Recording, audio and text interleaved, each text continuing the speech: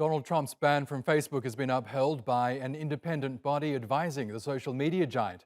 But the Oversight Board says the company went too far in banning the former US president indefinitely. It's calling for reforms to the rules for high-profile users like former world leaders, taking into account the influence they wield.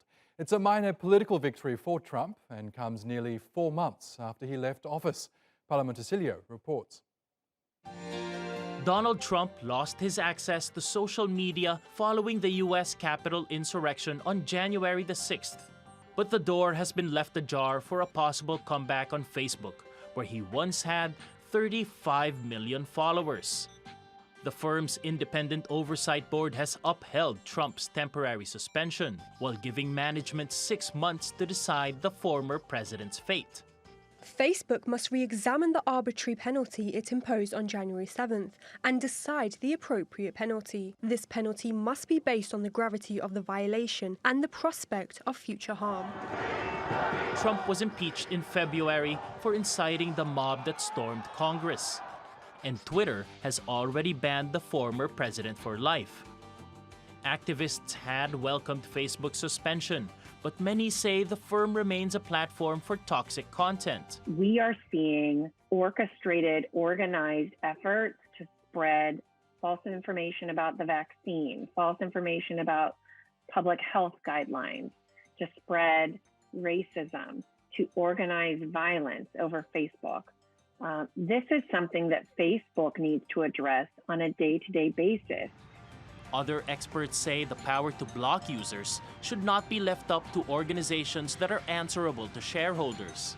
There is a role for government here, I think, because these problems cannot be wholly solved by private entities and whatever oversight boards or other kinds of pseudo-accountability mechanisms they put into place. With limited options for now, the former president has found a new way to get his message out. He's launched a blog entitled From the Desk of Donald Trump. There, he continues to dispute the results of November's elections for anyone who's willing to listen. Paolo Montecillo, TRT World. Well, let's get more on this now with US analyst, author and Newsday columnist Dan Raviv. Good to have you on the program, Dan. As you heard there, Facebook's Oversight Board has upheld Donald Trump's ban for now, but it does say that the company went too far in issuing an indefinite ban. Do you think Facebook did go too far and was too heavy-handed in delivering this lifetime ban? Well, Oscar, I believe that it's up to Facebook. Right? Think about your local newspaper. Can you require a newspaper to publish an article that you wrote? Can you require the newspaper to cover your event if you have a press conference? Can you require the newspaper even to run your advertisement if you're paying for the ad? The answer is no. I think that Facebook, which is a public corporation, you can buy stock in Facebook, that they're entitled to make their own decision about their platform. And so Mark Zuckerberg, the head of Facebook, decided the day after the insurrection here in Washington, where supporters of Trump attacked the Capitol building, that Trump had said things that incited them. And indeed, the Oversight Board, independent, though paid for and set up by Facebook, the Oversight Board said that President Trump, he was president at the time, severely violated Facebook's rules by legitimizing and encouraging violence. Yes, it's true. The board is also telling Facebook to have clearer rules, and maybe it's not fair to ban Donald Trump for life. And Facebook says, okay, it'll take some time to review the matter. So you're right. Donald Trump might one day get back on Facebook and Instagram. But as your reporter noted, he's banned for life by Twitter. The Twitter Corporation decided it has the right to just ban Trump. It does not want him at all.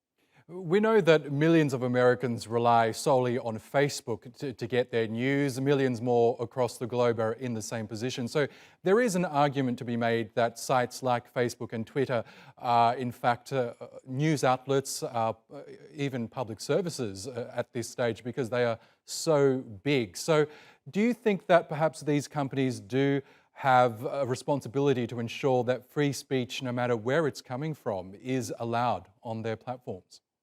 Well, my answer is basically no, which can surprise a lot of people. But here in the United States, when we hear about freedom of speech, it says the U.S. government should not in any way infringe the freedom to speak and publish and pray as a person might wish. It doesn't say anything about private corporations like Facebook. So you can start another private corporation. You can start another Facebook. Sure, it won't be easy. I understand why Congress has had hearings and is thinking of regulating Facebook and other social network companies. And maybe those companies will agree to limits. Facebook obviously agreed to set up this oversight board. But I think it's up to Facebook. And if Facebook thought that Donald Trump was dangerous and what he was putting out on Facebook, Facebook didn't want to be part of it. I think they're entitled to do that, but they've done something safer. I mean, Facebook does not want to lose its fans, its users. It does not want to lose stockholders who buy Facebook stock. And so instead, Facebook said, okay, we'll listen to the oversight board. We will reconsider this. I think Facebook is trying to act in a way that is fair and reasonable. But in the end, I think it's up to Facebook. Okay, Dan Raviv in Washington. We'll have to leave it there, but thank you again for joining us on the program. Okay.